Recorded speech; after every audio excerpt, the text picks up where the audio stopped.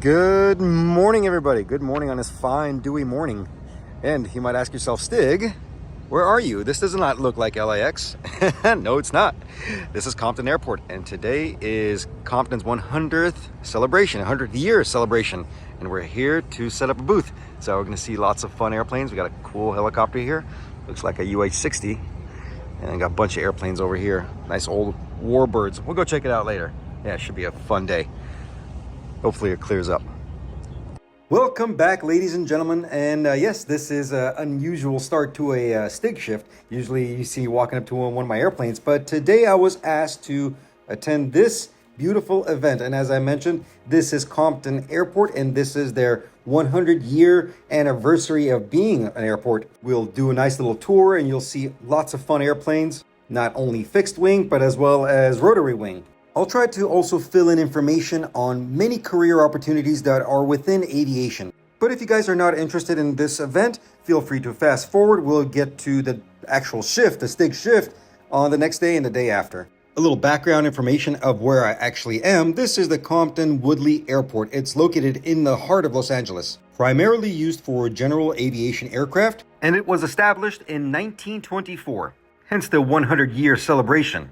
Another fun fact that this airport back in the war, or World War II I should say, back between 1941 and 1946, it was converted into a military airport as a truck depot. After the war, it resumed civilian operations.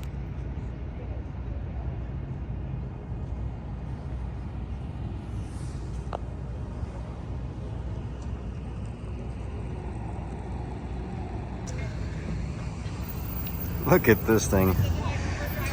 You know what this thing reminds me of? A Comanche.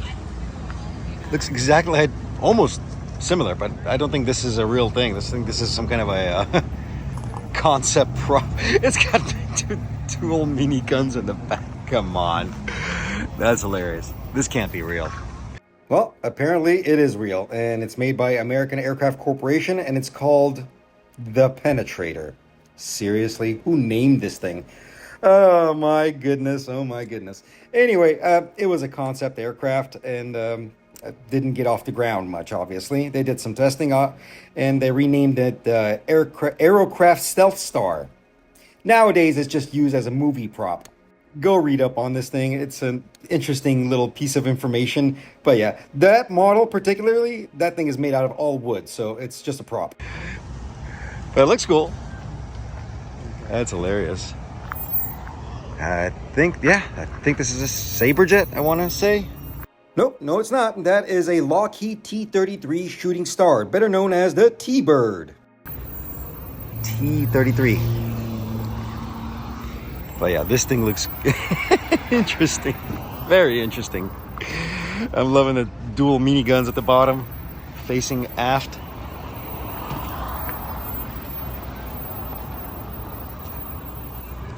And two up front.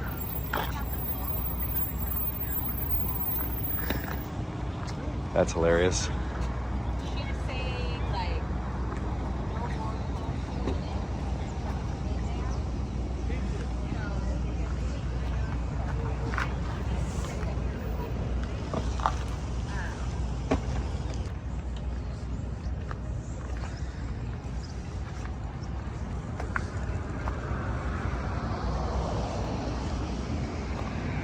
Very cool.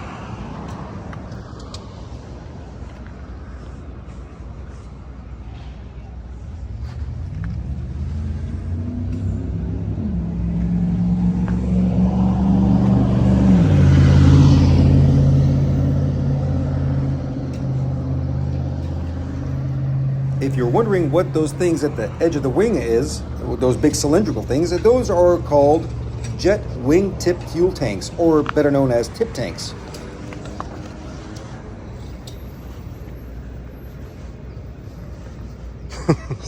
Is that cat food? That's hilarious. I love that they still kept the machine guns in there.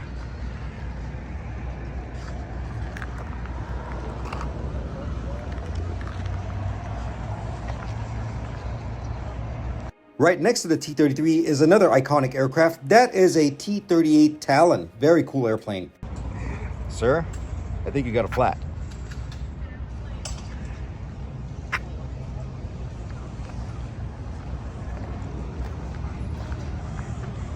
And you may or may not be parked a little too close. These are all decommissioned airplanes, guys. So it's, yeah, these things will never fly again.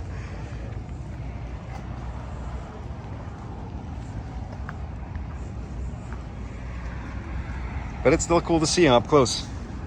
Woo, look at that. Paint rotting, corrosion, and no engines. Smells like airplane.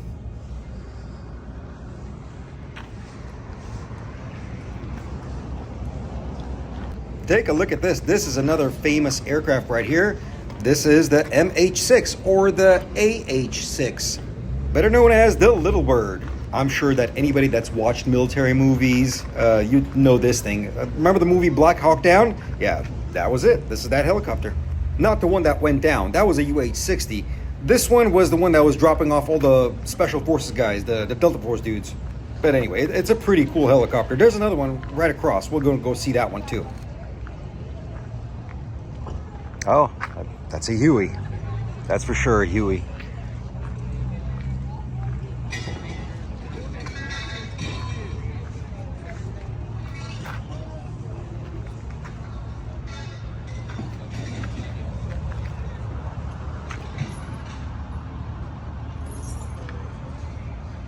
My inner child is screaming at me to say, get to the chopper! Do it! Do it now! Oh my God. Ignore me. Ignore me. Anyway, this thing is a workhorse. Amazing helicopter. The Huey. Everybody knows this thing. They even have modern versions of this thing flying to this day with 4 blades. I think this one's a Sikorsky. I'm not sure what type. I can't remember the model number. A Sikorsky H-34. Heavily used in the Vietnam War and the Algerian War. I am very helicopter illiterate, so I am looking up all these things. I have very basic information on helicopters. I have not touched one since A&P school. Lucky enough that one of the staff members of the airport even opened that Sikorsky up for us, so we're looking at the tail end of this thing. I love all aspects of aviation. I like to learn a lot about these aircraft as well. So any chance I get, I'm knee deep in books and internet and studying as much as possible. As I always say, aviation is a consistent learning process. So you're always learning something new. And for me, this was new. Never been inside of this, and I was so pleased to see it standing inside of a piece of history right here. So yeah, quite amazing. Even managed to call a buddy of mine. He's in the Marines, and he's a helicopter technician or a maintainer. Although he never touched this air helicopter, he works on CH-47s, the Chinooks. But he's got plenty of information, and he always tells me these things are flying transmissions, which made me laugh. And I don't know what this is. I am not well versed in helicopter.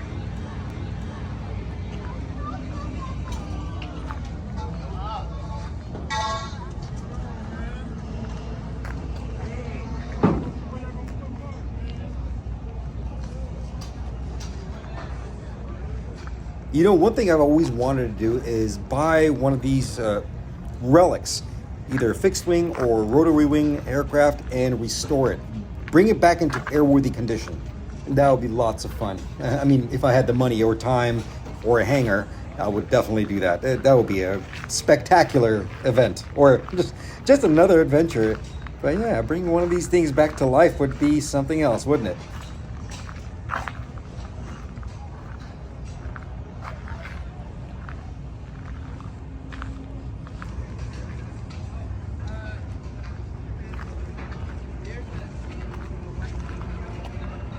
That's pretty awesome.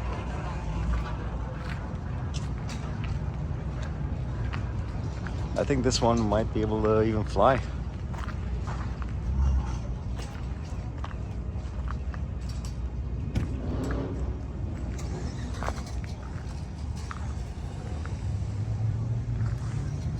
Very cool.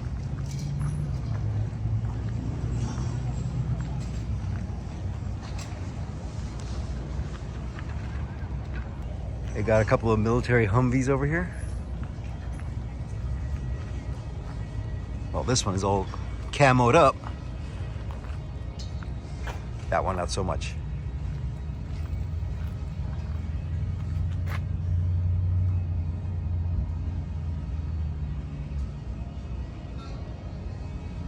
Does not look very comfortable. Another very iconic helicopter. I think this is a Bell 206. Correct me if I'm wrong.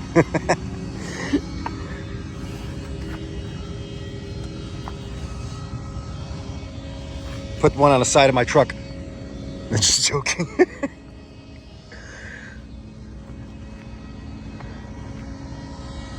These are awesome.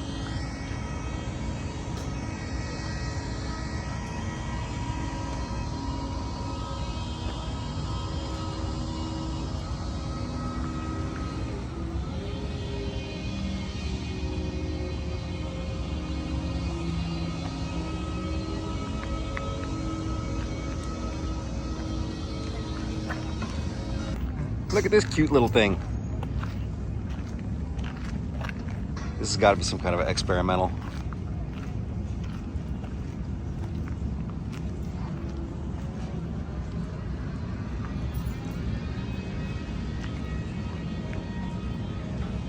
And they got some nice engines out here. Let's see if I can figure out what model these are.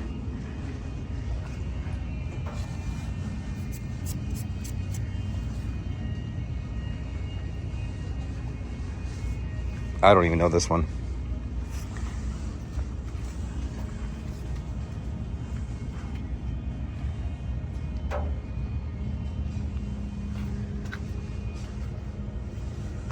The JT3? No, it can't be.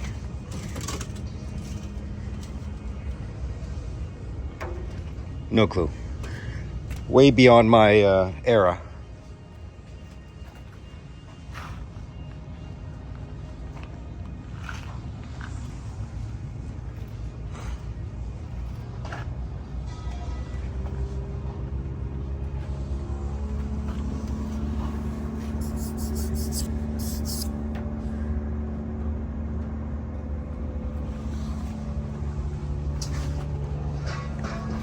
Oh, I always love when they do this. I believe this is exactly the same thing as here. All opened up. Oh my God. Barely spinning. All rusted up. Nice compressor section. That's where the burner cans would go.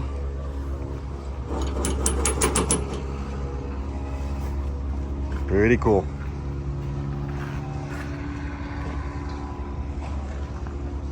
Okay, so that's gonna be our booth over here. We're gonna set everything up. Got some swag for the visitors. Keychains, more bags, fun stuff. Some sunglasses. Come on, let's get this going. Should be a good time.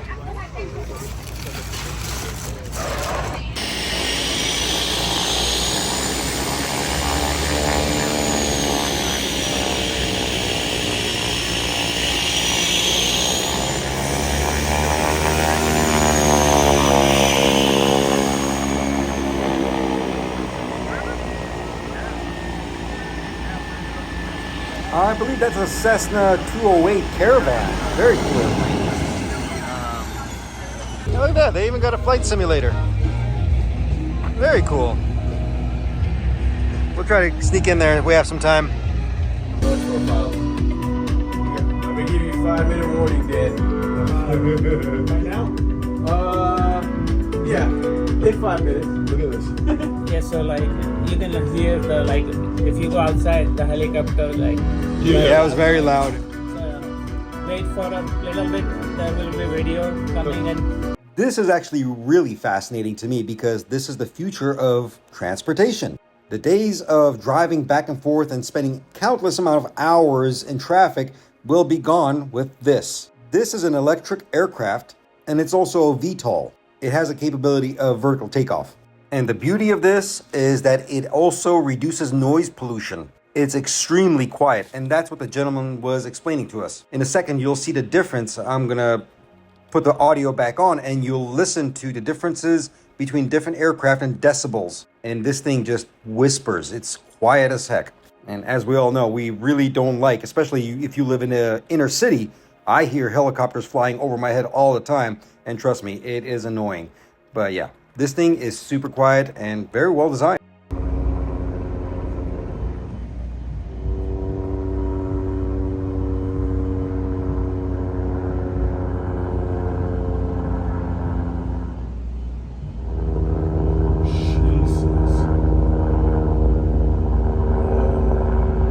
You can even feel the vibrations on the floor. Yeah. That's cool. And like if you see the sound profile, it's like Non-existent.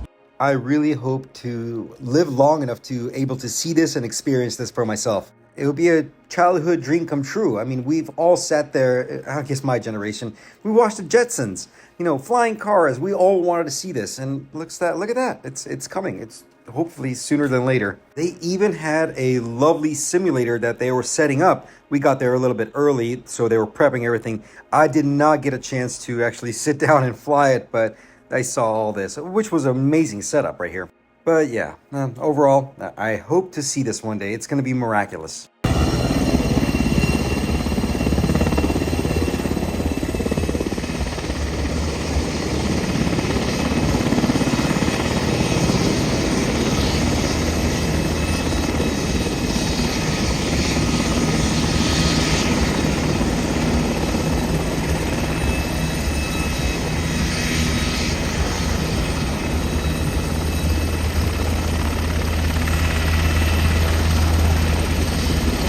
All sorts of fun stuff that we're today.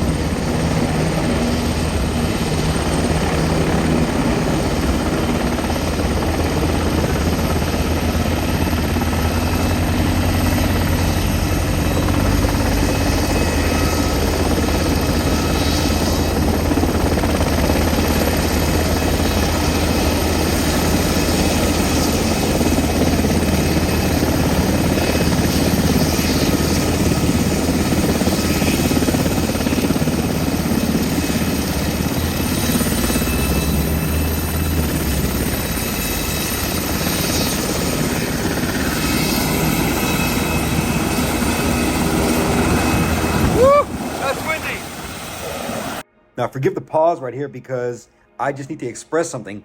I've never actually been around these types of helicopters, and the sheer amount of power and downforce wind these things create is mind-blowing. I was getting lifted off my feet. I was getting pushed back. It gives me a whole new understanding and respect for these type of aircraft. Extremely powerful. And when I say extremely powerful, I mean it.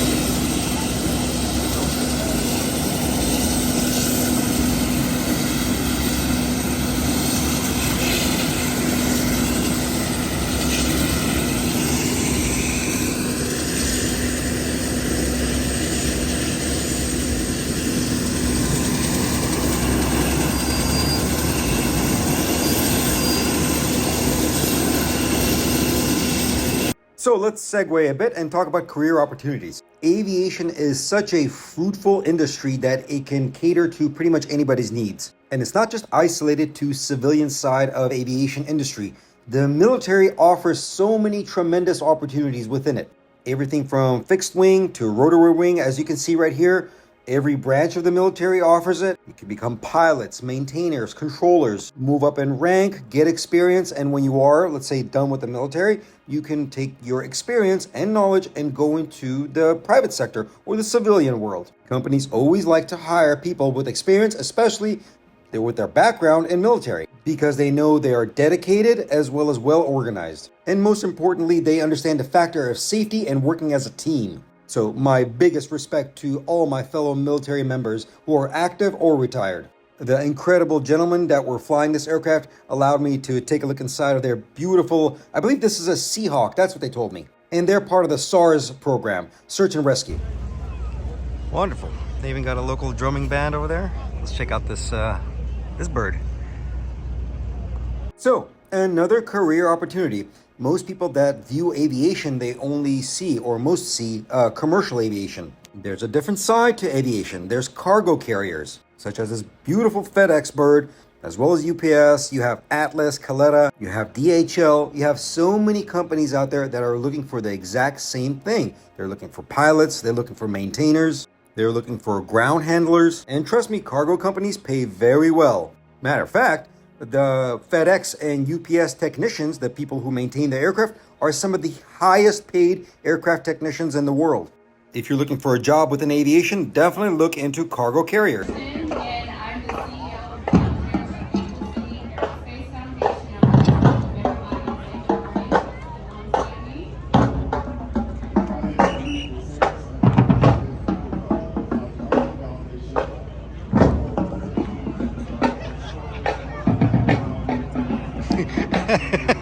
That is the strangest Boeing I've ever seen. That's funny. That's hilarious. Not quite. Almost a Boeing.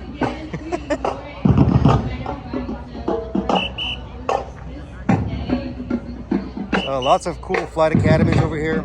A lot of different organizations.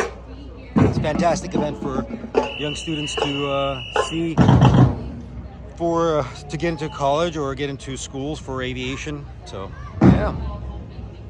It's a beautiful thing. Now, this was our first time actually participating within this airport and this event, so it was heavily more focused on pilots or piloting.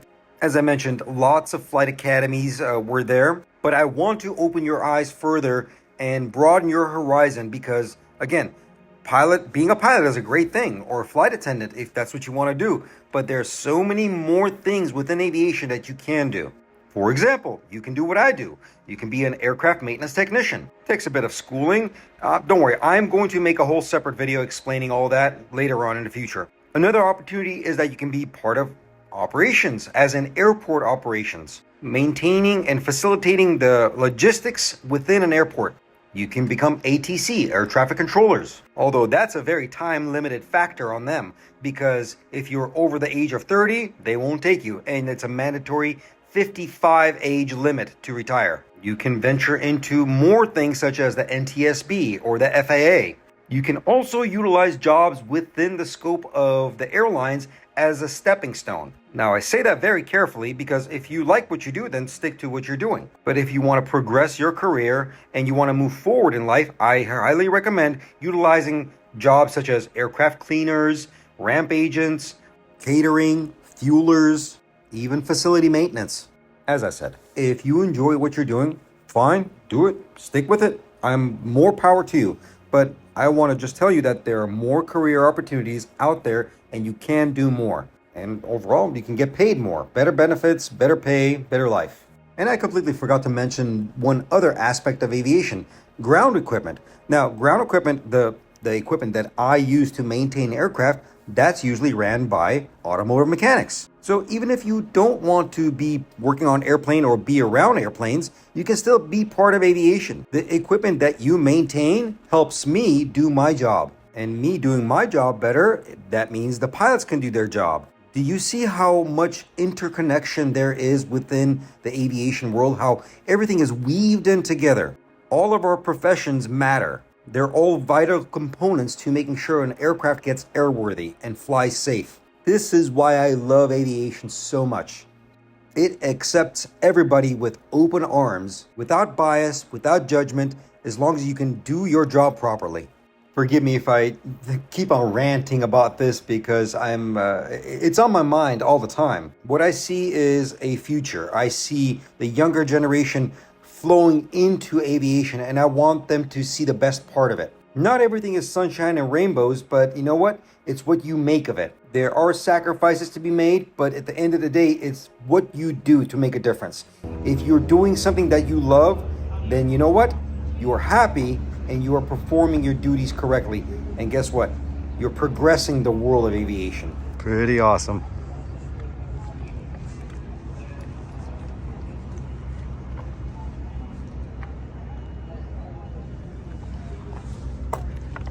These are decommissioned, obviously. These things are not going to fly anytime soon. But it's still cool to see it. F-104, if I'm not mistaken.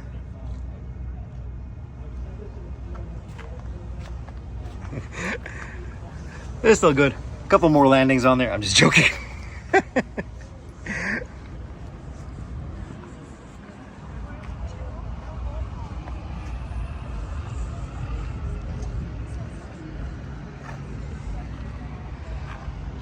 And there's two of them, actually. There's another one right there. No way. Wait a minute. This thing has a rat? I did not know that. Look at that thing. It's so cute. That's awesome. I did not know that. Look at that.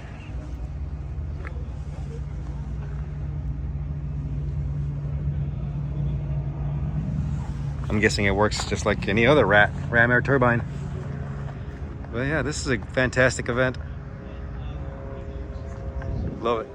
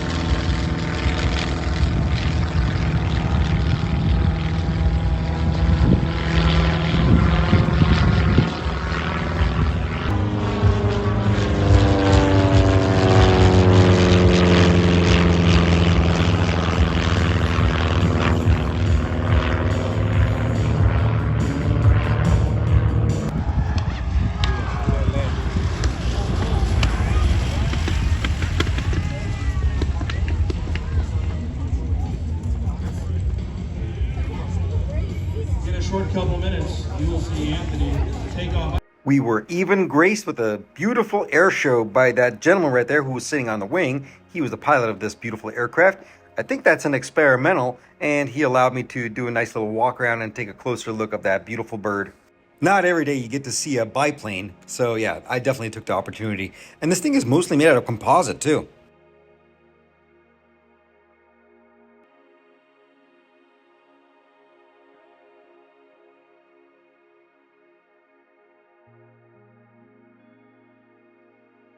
There was another biplane right next to it, which I failed to notice earlier. But yeah, if you guys get a chance to tell me what model that is, please let me know. I don't know that one. But it's a beautiful airplane. Overall, I was extremely happy, and I got to meet some incredible folks at this event. Got to talk to lots of youngsters that are enthusiastic about aviation, and I explained my portion of it, obviously the maintenance portion. And we also had our flight academy, and matter of fact, one of our most important people, our chief pilot, was there, and a few other pilots. And that's the great part. The people that are interested within a career within aviation, they get a first-hand conversation with the people that actually work in aviation. I personally try to do as much as possible to contribute to this world. A simple conversation, a gesture, two words of advice, and kindness can go a long way for shaping the future of this industry, and any industry for that matter of fact. Pay it forward, guys. Always pay it forward. Well, that's all for today, guys. Hope you guys enjoyed it, had fun. I sure did. Lovely people, lovely airplanes. What a great day. Thank you for watching. See you all tomorrow. Bye.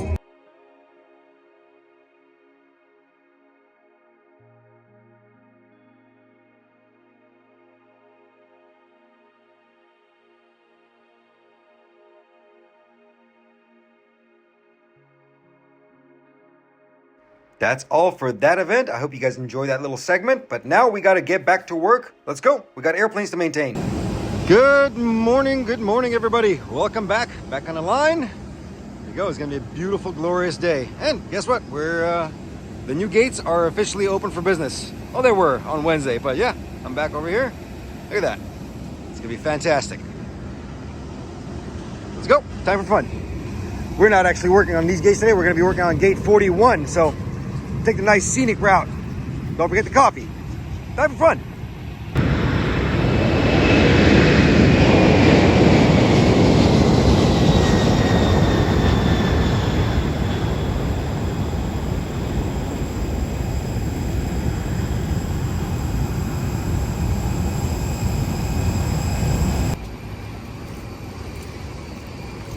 This one's not done yet. And they closed down. Wait, no. That one's also not done yet. So they're still working on this. Look at that. That's some thick concrete. And they closed down 46 Alpha.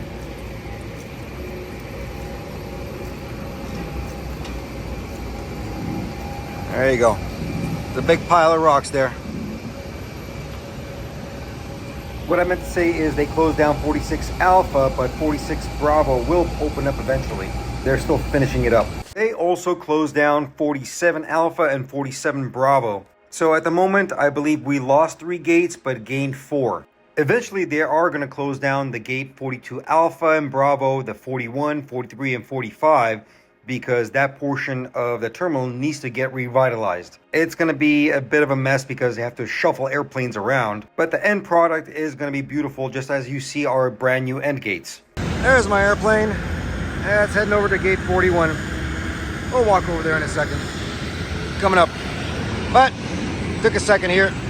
Admired this beautiful Max real quick. Looking lovely.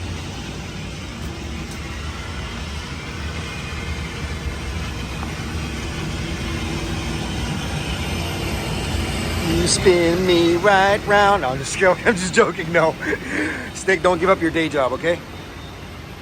A frequent question I always get is, what is the difference between the Max engine and the Neo engine? So this is a 737-8 Max, and the engine equipped on this is the sister engine, the CFM LEAP 1B. On the 320 family or 321 Neos, it's the CFM LEAP 1A. Essentially, they are very similar, but there are a few differences between them. Aesthetically speaking, the obvious chevrons or the noise reduction cutouts right there, that's evident. That's indicative of the 1B. Another difference is the bypass ratio. The 1A has a 11:1 bypass ratio. The 1B has a 8.6:1. Quite a difference, isn't it? The LEAP 1A is actually a longer engine. The LEAP 1A also has a higher thrust capacity, around 35,000 pounds of thrust in comparison to the B, which is about 28,000 pounds of thrust. Let's take a look at the 1B, which you're seeing right here. And this engine is subdivided into 5 primary big sections. The LPC, low pressure compressor, HPC, high pressure compressor, combustion section, the HPT, high pressure turbine, and the LPT, low pressure turbine. As you know, most of these engines are running on a dual spool system. Unless it's a Rolls-Royce, then we're talking about triple spool. We'll save that for another time. 2 shafts within the core of this engine are spinning, and they are producing power because they're turning stages of blades. The way we look at turbofan engines such as this is usually from front to back, but it's actually more smarter to look at it from back to front. The back end of the engine is actually what's powering the front of the engine. What I mean by this is the low pressure turbine is what's actually spinning the fan and the booster stage. And the high pressure turbine is what's actually spinning the high pressure compressor. Both individual on their own respective shafts. Okay, now let's take a look at the 1A engine. So there are lots of similarities within both of these engines. There's only one little thing inside of the core of the engine that it differs. Both engines are 2-shaft turbofan engines. Both have a 10-stage high-pressure compressor. Both have 2-stage high-pressure turbines. Both have a 4-stage low-pressure compressor, which they like to call the fan and booster stage. fan being 1 and the booster stage being 3. But here's where it gets interesting. The 1A has a 7-stage low-pressure turbine, and the 1B has a 5-stage low-pressure turbine. Now, I'm not exactly sure why they designed the differentiation right there, but either it's because the engine is longer or for a different type of efficiency. Another big difference is where the gearbox is on both of these engines. On the Leap 1A, you'll have the gearbox strictly right at 6 o'clock position. On the 1B, it's slightly angled. And one of the minute differences I've always noticed is the acoustic lining and the abradable liner. You saw it at the beginning when I started talking about this, and you're going to see it on the 1A when I'll show it to you later. You'll notice the difference between how the acoustic lining is partitioned and where it gets to the abradable liner, where the blades actually ride along. Overall, both are very beautifully designed engines and they're incredibly efficient. There you go. Let there be light.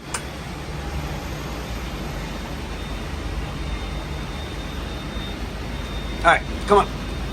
Enough playing around. Let's go to our airplane.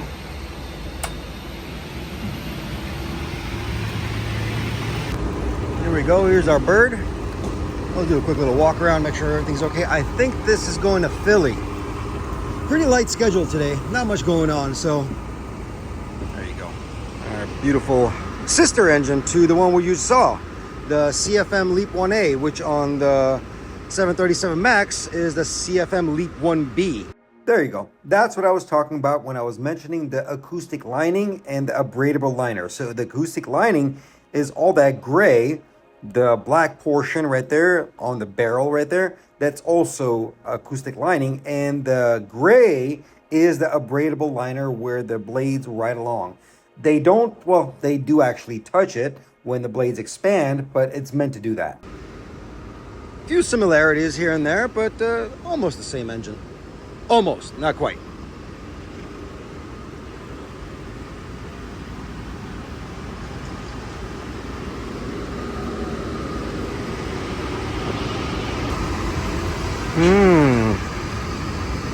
Oh, what's this?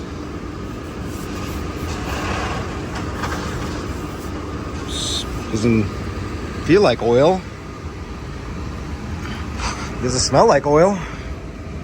What is this? It smells like washing solution.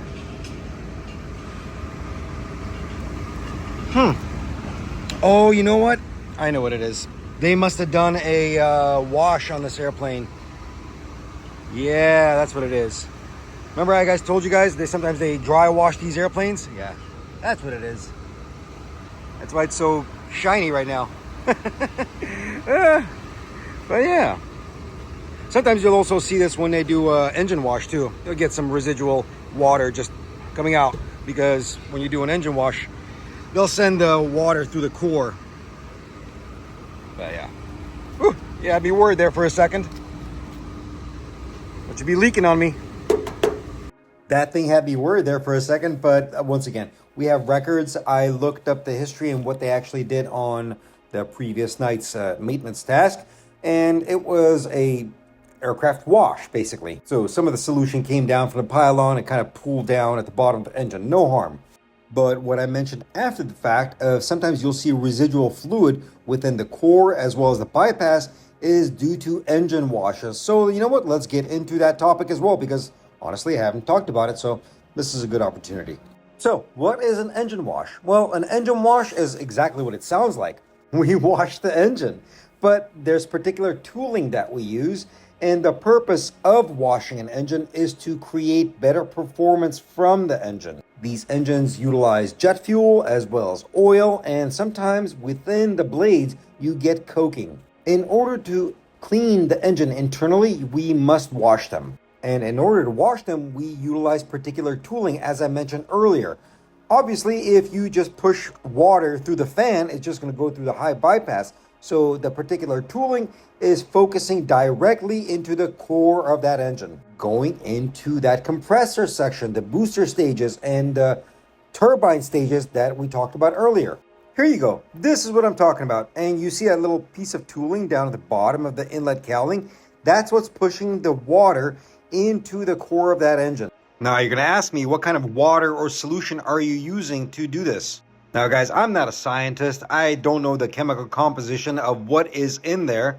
From what I've been told, it's heavy water or some cleaning solution. Anybody that's watching, please, if you have more knowledge on what the chemical solution or the water composition of these things, please feel free, let me know. But from what I've read, it's something called the RX Sol 27 gas turbine compressor cleaning fluid. Also, a big thank you to my colleague Jesus. He's an amazing technician. He's the one who actually sent me this video. Here is another wonderful example made by Mr. Tomas, or better known as Mr. Zeto. An absolutely phenomenal technician and absolutely great friend to me. He shows you how it's done with a different set of tooling on the CFM 56 family. But essentially, it's the same job. By the way, that's his page. I highly recommend you guys go check him out. Give him a follow. Show him your love. Show him your support. If you enjoy my page, you're going to definitely enjoy his page because his is more technical. I'm more of a storyteller. He is on the other spectrum of maintenance. He gets into the nitty-gritty of what it takes to do the job itself. Highly recommend it. Go follow him. He's an amazing guy. Here we go. Let's set all this up. Let's check the engine oils. Let's see now. On the Neos, you gotta energize the FADEX to actually see the engine oils. On the other models, you don't have to do that. Engine oil's good. Hydraulics good. Status normal. All this will go away.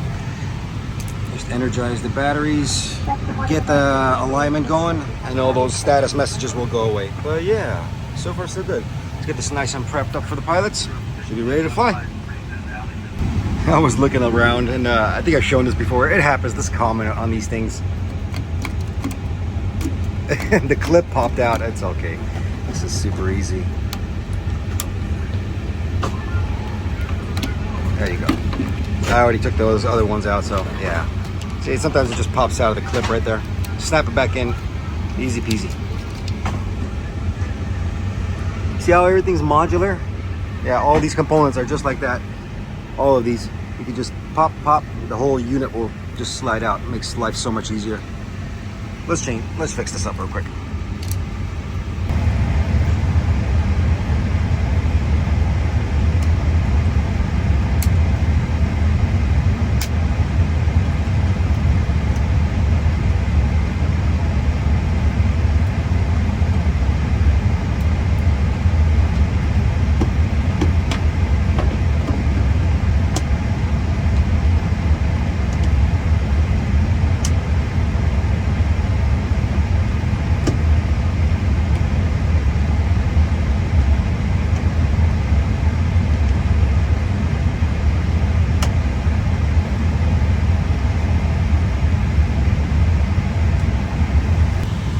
Here's a little bit of fun trivia for you. In the Airbus 320 family, I think on the 330 family as well, but don't quote me on that, but I'm for sure the 320 family. The Airbus logo is this, right? Well, within this flight deck, there's 6 of them. One right here for the map light. One right here for these lights. Right here for the integral lighting. One right here for that lighting, and same over here. That's for that one. But yeah, there's your fun little trivia for you. All right, let's go walk through the cabin. So far, so good. This thing is hilarious. I'm sure I've shown you this before, right? I have. I know I have. This is for people like me that are vertically challenged, that need help closing bins. Guys, for the flight attendants, that's what it's for. It's to help my fellow short flight attendants, to help them close. Because with this new Oasis interior, the bins, they literally go all the way up to the ceiling. Look, I can barely reach them, but yeah, that's what it's for. I wonder how much it costs. $1 million. Don't worry, I'm not going to leave you hanging. That thing actually costs $80. Yeah, go figure. Oh my goodness, things in aviation cost astronomical amounts.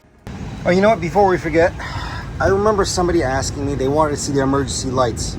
I said, where are the strips on yours? You know, the floor strips. Well, ours don't have the floor strips, but we do have lights like that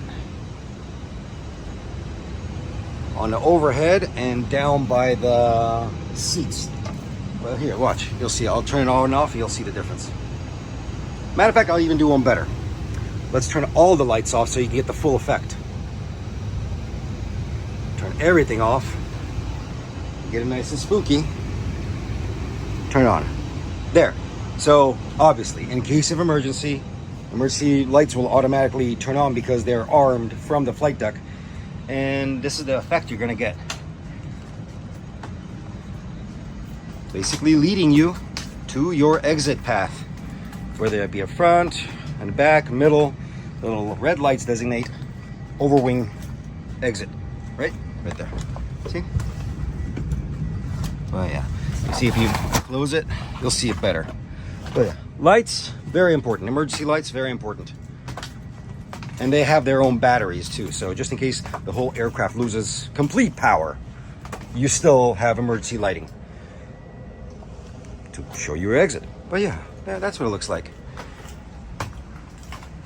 Some airlines have the emergency lighting right on the floor and their floor strips, and they'll lead you again to the exit.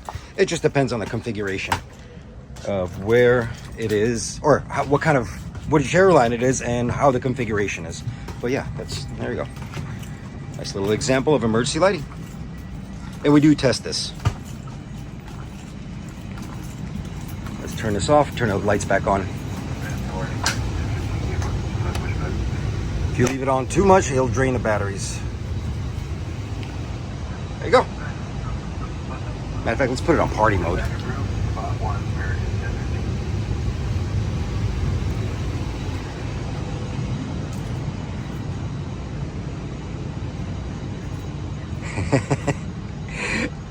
I always like this one the best. Pretty cool, huh? And yes, these are all LED strips, as you can see right there. There's a pretty cool effect that happens when you look at it from top to bottom. Look at that.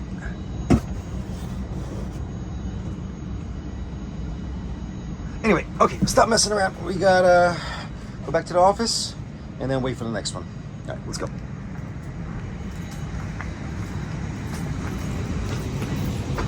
Don't forget the Go Juice.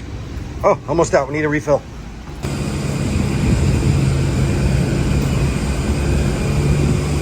See what I mean? The end gates are so much more fun. Wide open spaces.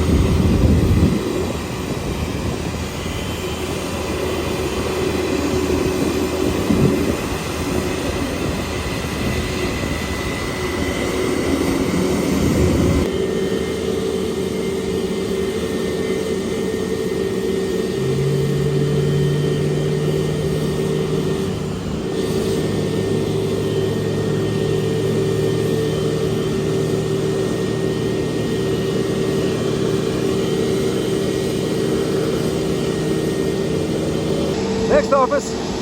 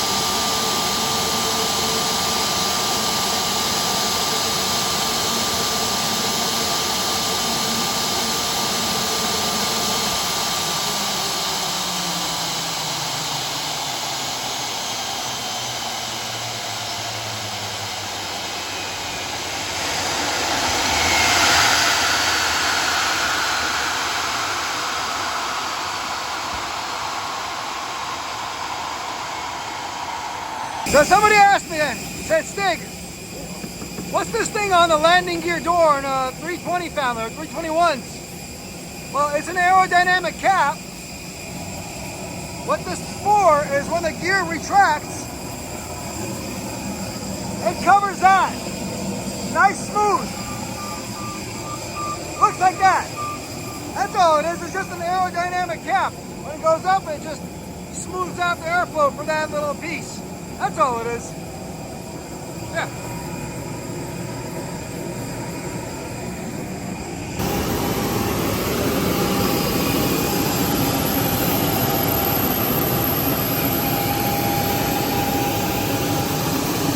Back into another Airbus. This is a quick turn. Just came in and it's flying out to Miami, I think. Yeah, I believe so. Let's see. Status, normal. Good stuff. Pretty light schedule, like I said. Not much going on today. Easy. Yeah, I know. I'm sure everybody saw it too. These Airbus seats, they never stick together. It's just held on by this silly Velcro. It's one of my few gripes when it comes to Airbus flight deck seats. You gotta pull it, stretch it, tuck it back in. It's just a pain to get this. Don't worry, I'll figure something out. But yeah, it's a common thing with these seats. That's the best I can do with this. Better than before. Anyway, on to the next one. Let's see. I was walking through, noticed the leather coming off. It slipped out. So basically, loosen up those two a little bit, and then tuck that back in. It's simple. It's very easy. And then tighten it back up. There we go. Getting there. We're getting some progress. Just a little bit more left. Meanwhile, we'll tighten that up a bit more because that side's tight. There you go. Final product. Came out nice. Okay, easy fix. And that's where you put your iPad or tablet, phone, whatever. Cool. All right, on to the next one.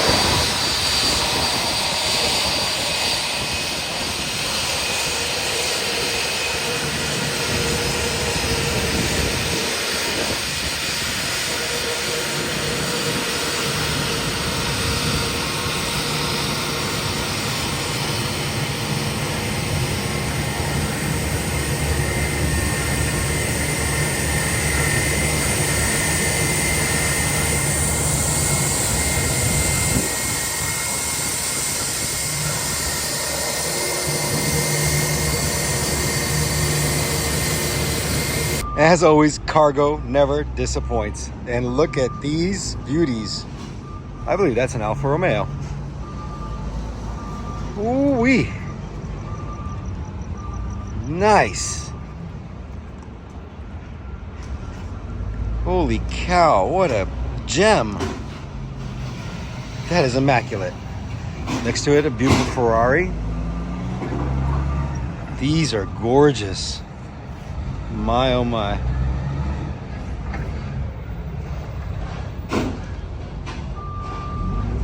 I don't even know what model that is. I think that's a Mondale. I'm not sure though. But holy cow, that is gorgeous.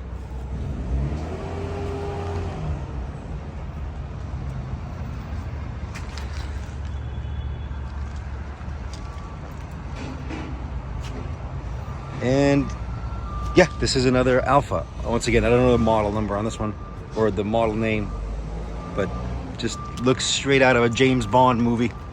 My goodness. That is incredible.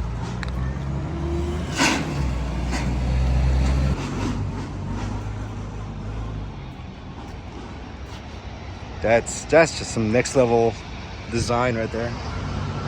Pristine.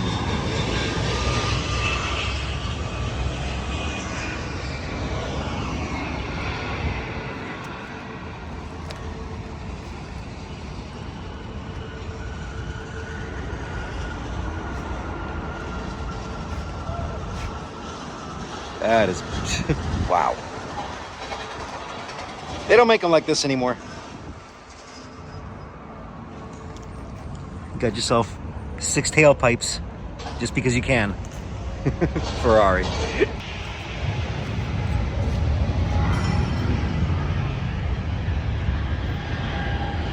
Incredible. To be honest with you, if the classic Top Gear was here, this literally would be the cars they would be driving. It's totally the classic Top Gear lineup right there. Amazing.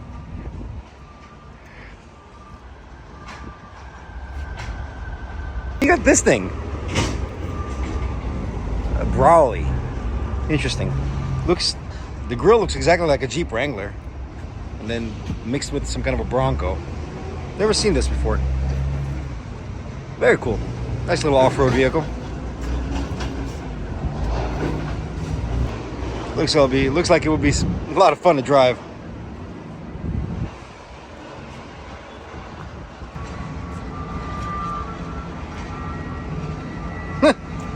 Like I said, cargo doesn't disappoint.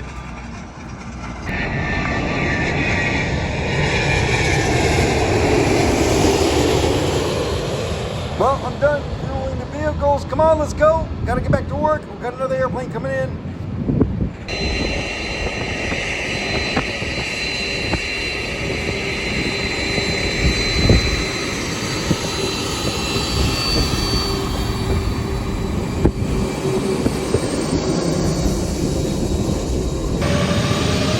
Yes, Elvis. Nothing but Airbuses today. Oh well.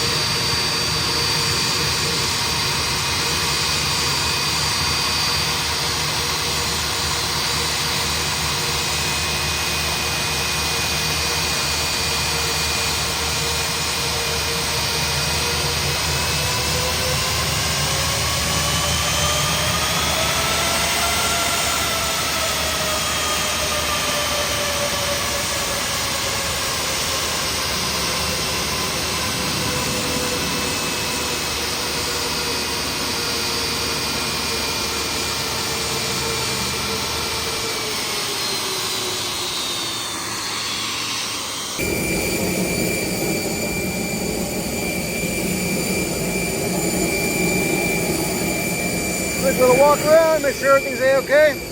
The usual.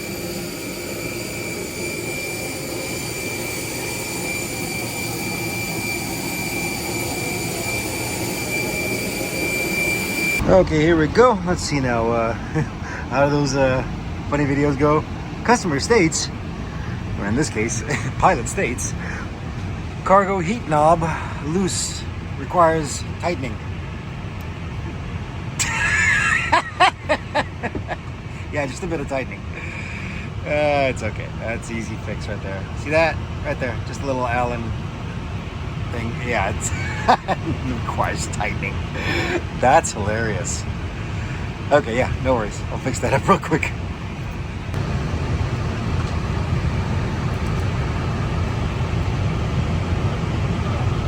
There you go. Just a little more.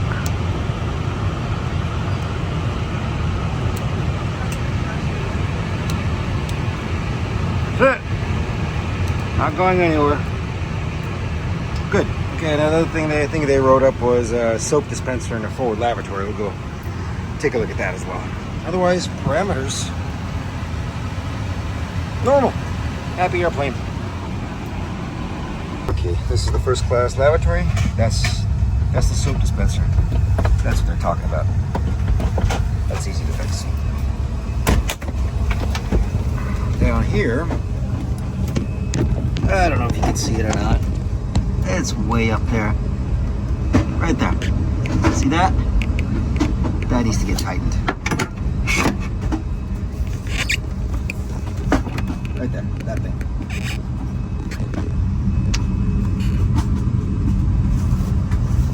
Yeah, that's easy.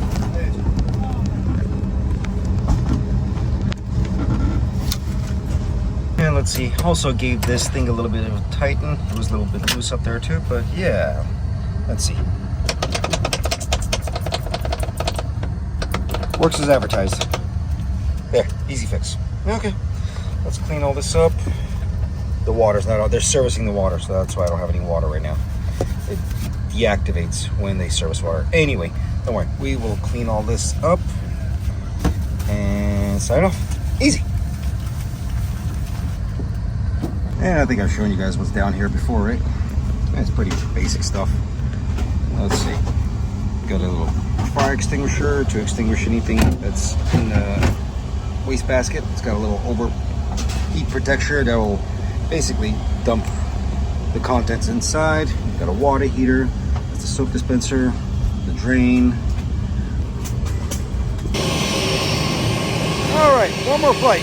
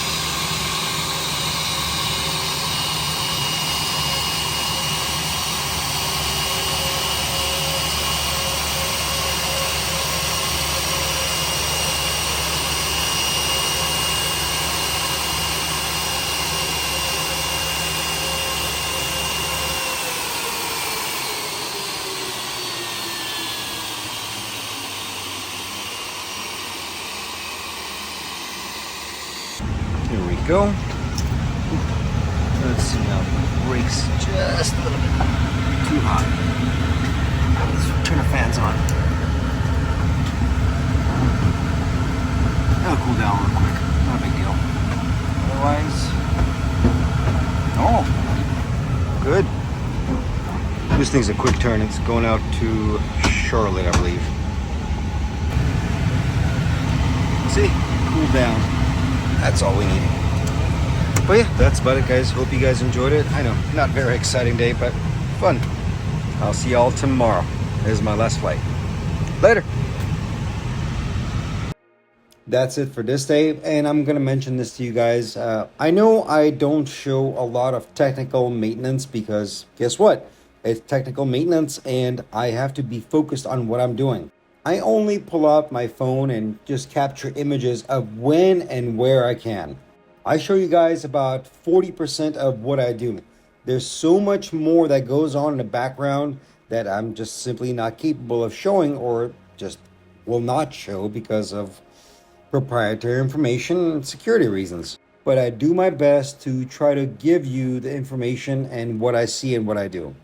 Anyway, let's go on to the next day. Welcome back, everybody. Welcome back to another day. Look at that glorious sunset. Ain't that beautiful? All right, we're waiting on our airplane. This ain't it. We're just brake riding today, so Easy day today. Our airplane should be here in a bit. Let's go. Should be coming into that gate right there.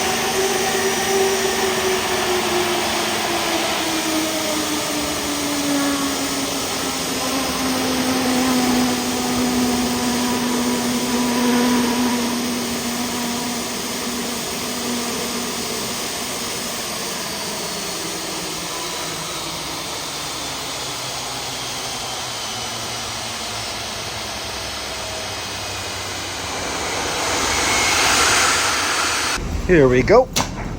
Just like always.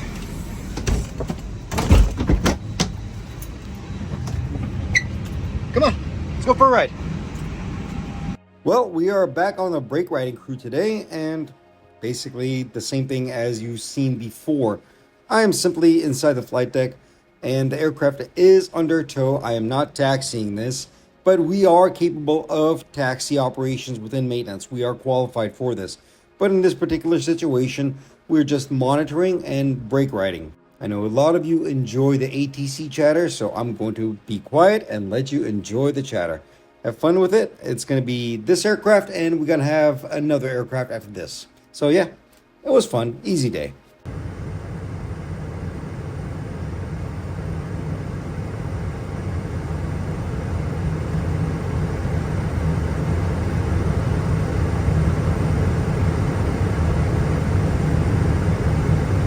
Horizon 2011, minor travel 20.95. 2095, Horizon Air 2011, good night. China Freight 8434, minor travel 20.95. Monitor 12095, I travel for 82454. Hello, Ground America, Maintenance 1 at Charlie 9 to Charlie 13. Maintenance 1, Charlie to parking. Charlie to parking, America, Maintenance 1.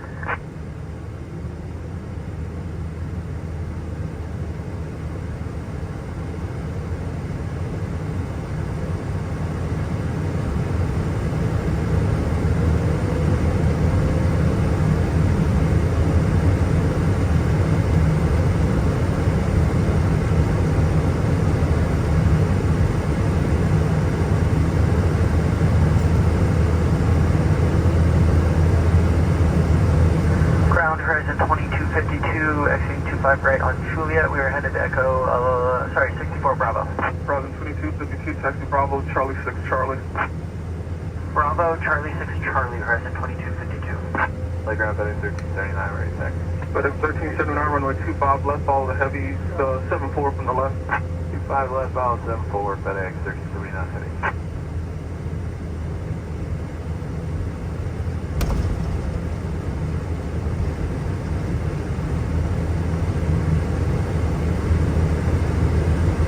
JetAir 96, monitor tower 120.95. Monitor tower is 96.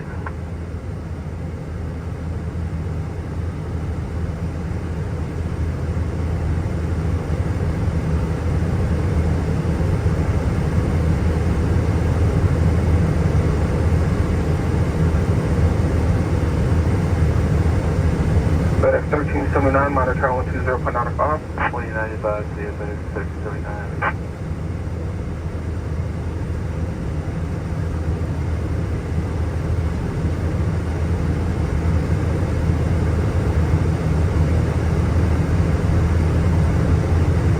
Los Angeles ground, Valeris 1713 on Kilo Hoiser Charlie with Sierra.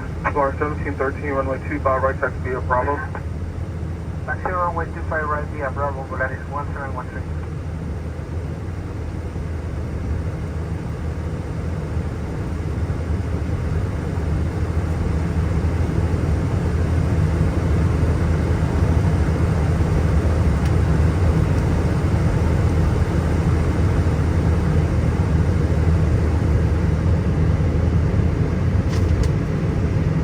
Uniform Foxtrot, you continue down Alpha, then the Alpha 2 follows FedEx.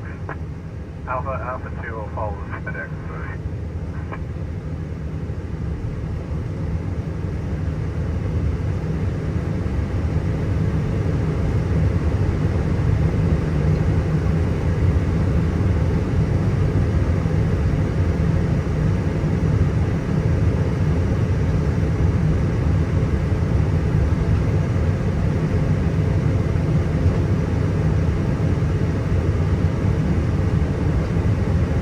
2984.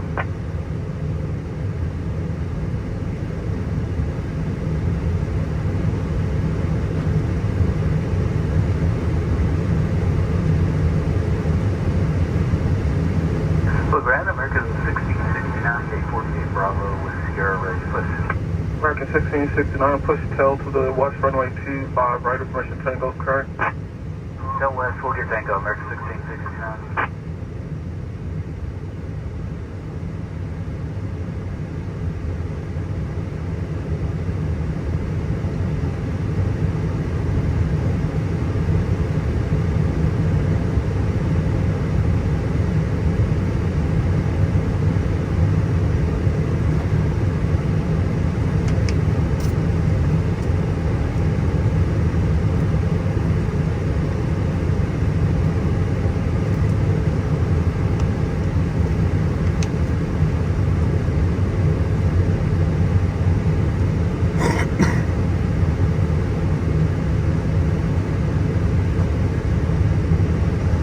Uniform Foxtrot, minor trail 120.95.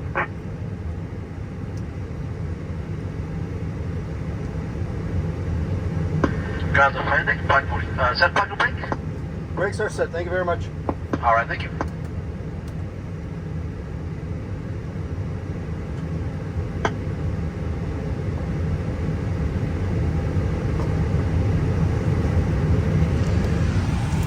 There you go.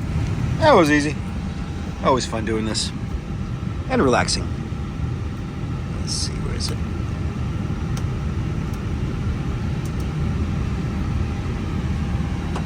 There you go.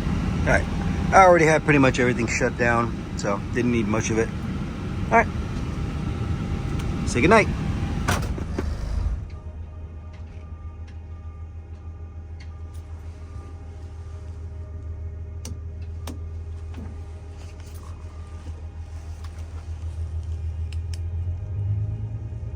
Y'all behave there. It is getting close to Halloween, isn't it? Boo! No, just kidding. I'm just messing around. There's nobody here.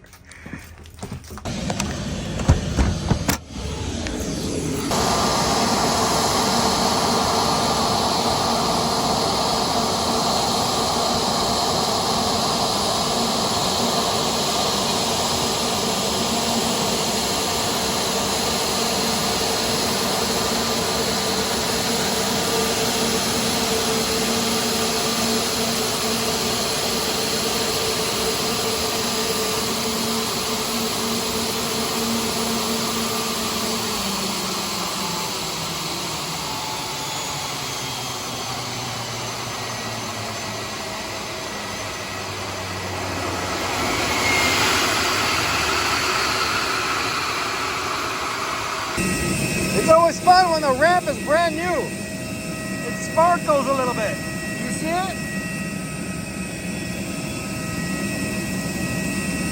I don't know if the camera's catching it or not. Yeah, anyway.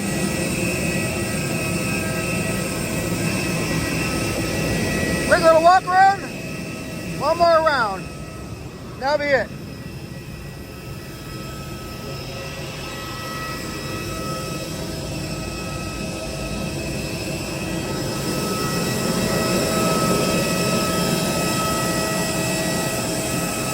Whoop. One more time. Let's go. Gavin's. You know what? Matter of fact, let's tow in party mode. Yes. Let's go. It's gonna give it a little countdown.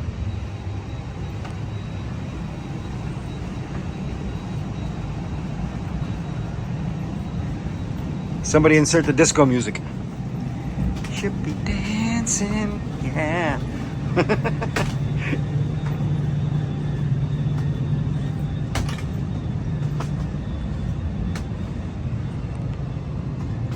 Yep, I like it. All right, let's go get this thing set up. One more ride.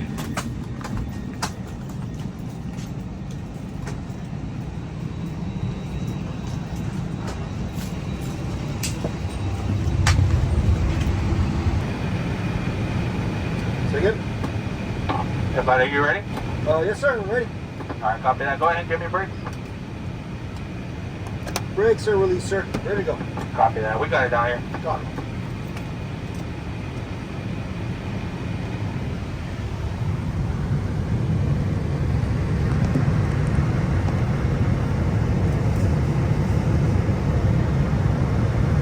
Alley spot 1 or tail south looking for us. Push onto Charlie.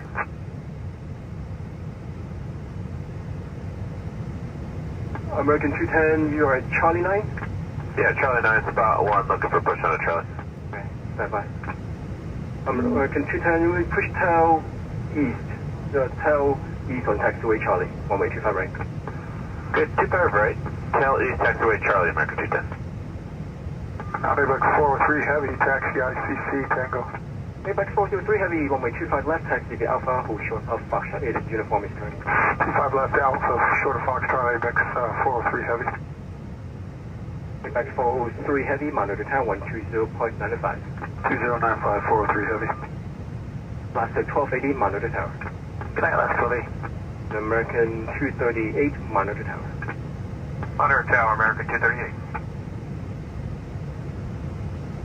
LA ground, American 48 Bravo, ready to proceed for Charlie 5. American 48 Bravo, wait for company on Bravo into the alley, then proceed via Bravo, Charlie 9er, Bravo, Charlie 5. Charlie 9, Bravo, Charlie 5, wait for company, American 48 Bravo. Alaska 278, hold short of Lima. Short of Lima, Alaska 278.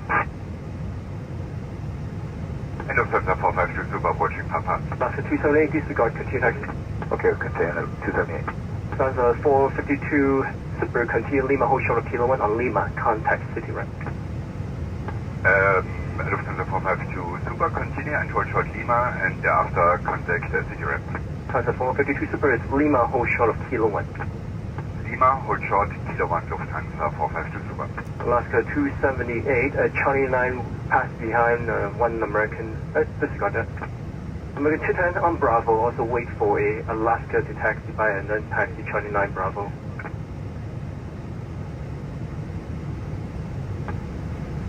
That's my disregard American 210. Okay, thanks. That's American 48 Bravo, wait for Alaska to pass on Bravo and then continue Bravo Charlie 5. Wait for Alaska, then continue Charlie 9 Bravo, American 48 Bravo. Alaska 278, continue now Charlie 7 to the ramp. Charlie 7 to the ramp, Alaska 278.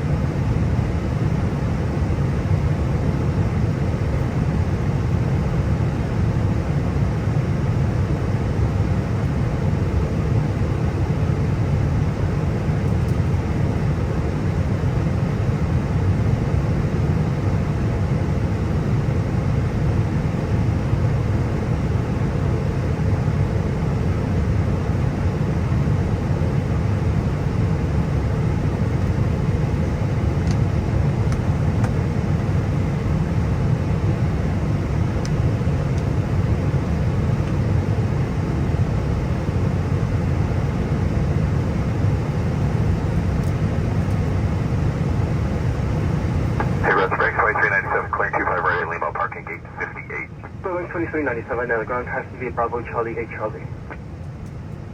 Bravo Charlie 8 Charlie to the gate, Fairbanks 2397.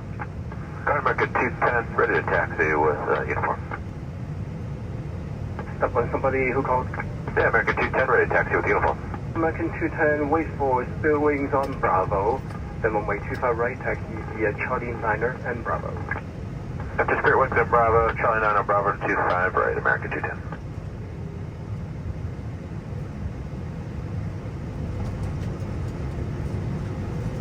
Philippine 102 Heavy, alley ground.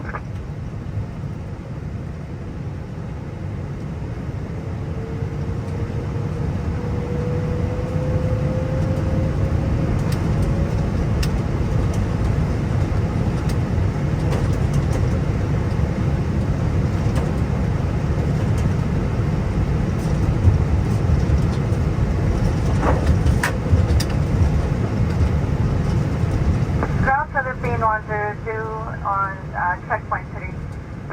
Philippine 102 Heavy, alley ground, taxi via Bravo, hold short of Quebec.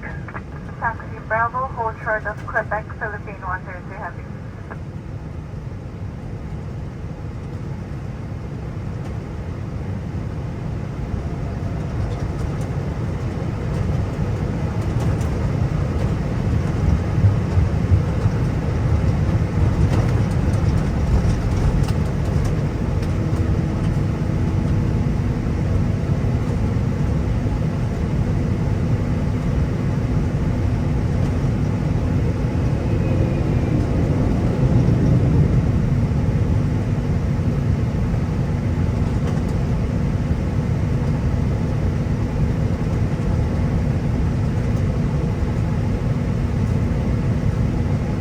Ground, Skywest 3467 is approaching checkpoint 2. Skywest 3467, alley ground, taxi via Bravo, Charlie 8. Bravo, Charlie 8 for Skywest 3467.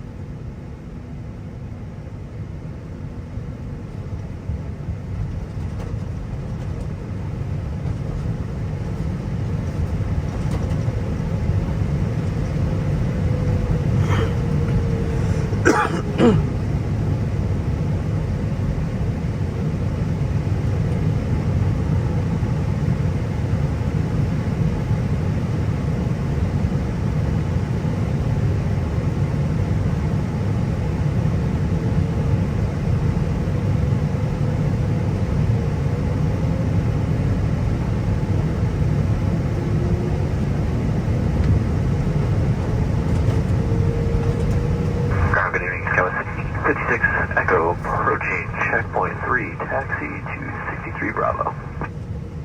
Skywest 856 Echo, alley ground, taxi via Bravo, Charlie 8. Bravo, Charlie 8 to 63 Bravo, Skywest 856 Echo.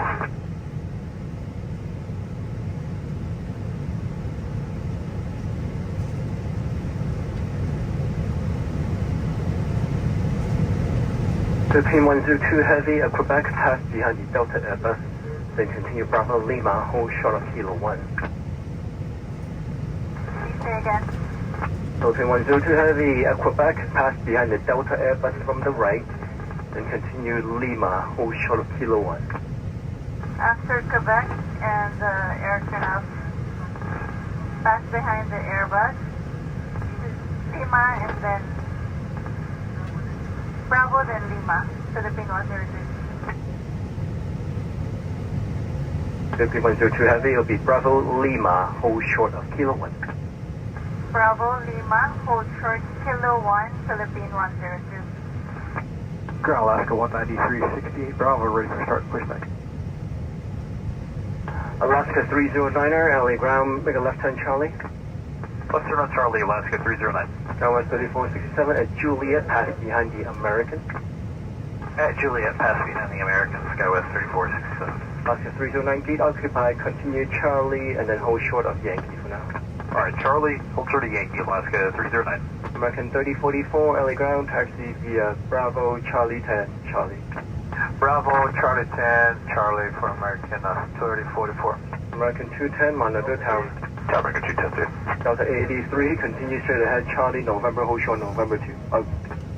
It looks like it's turned right on Bravo. Bravo, November. No.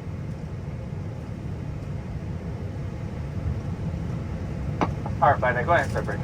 Brakes are set. Thank you very much, man. Copy that, thank you.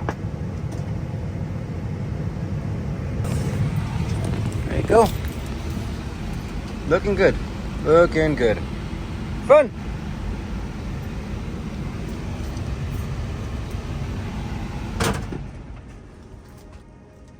And now we just wait until APU inlet closes and then take the batteries out. Easy day.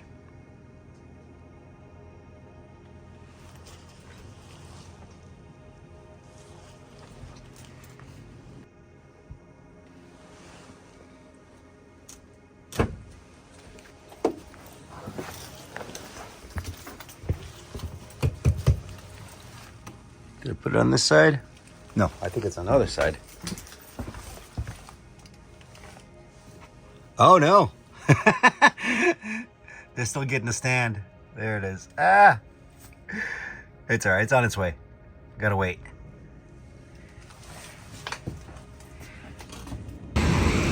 Well, that is about it. That's a wrap, guys. Hope you all enjoyed the weekend. It was fun. Got to see lots of cool things. And I am done. Time for me to go home and get some rest. I'll see you all on the next adventure. Later.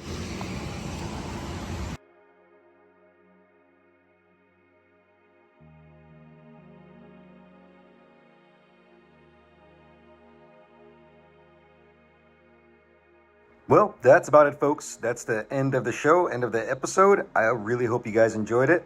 I want to say a big thank you to everybody that watches, comments, shares their stories with me, shares their stories with everybody else here. It's an amazing feeling to have such incredible and smart people on this channel, and you guys are it. And you guys are so enthusiastic about aviation, and feel like kindred spirits over here.